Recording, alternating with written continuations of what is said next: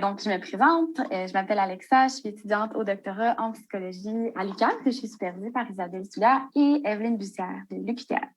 Donc, moi, je vais vous présenter mon projet qui porte sur la passion en autisme. Donc, la majorité des gens dans la population générale ont ce qu'on appelle une passion.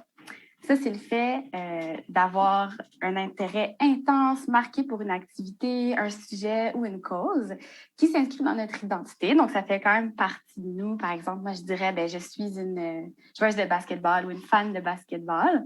Puis, ça nous pousse à faire preuve d'engagement. Donc, on s'investit en temps et en énergie quand on est passionné.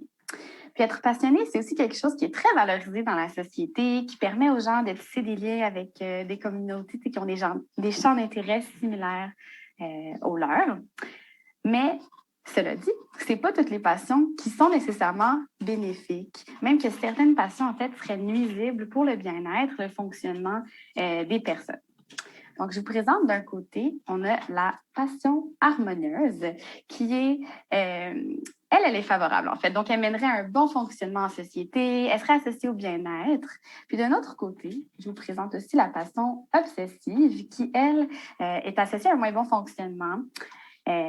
Puis un moins bon bien-être aussi. Donc, plus précisément, la passion harmonieuse, en fait, ça, c'est une passion qui est en harmonie avec le reste de notre vie, qui est très intégrée à nos valeurs, qui on est, puis qui se pratique assez bien. Avec la passion obsessive, par exemple, ça, c'est plus synonyme d'une perte de contrôle, d'un déséquilibre. Donc, avec les sphères familiales, sociales, avec notre travail, de l'école, on va être juste très, très, très investi dans notre passion, mais à un tel point peut-être d'oublier les autres aspects de notre vie. Donc, cela dit, on sait très bien qu'en autisme, il y a des intérêts intenses qui pourraient ressembler à des passions. Donc, comme c'est défini, les intérêts restreints, en fait, c'est un critère diagnostique où une personne a un intérêt très intense, plus que la population générale, par exemple, où son intérêt est un peu atypique.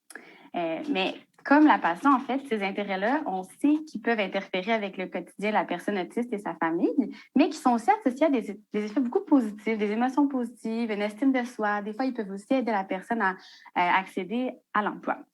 Donc, pourquoi est-ce que dans certaines interventions en autisme, on cherche à diminuer, éliminer ces intérêts-là? On se pose la question. Donc, dans mon projet, en fait, on a questionné par questionnaire en ligne des personnes, adolescents et jeunes adultes autistes à propos de leur passion par rapport à leur activité.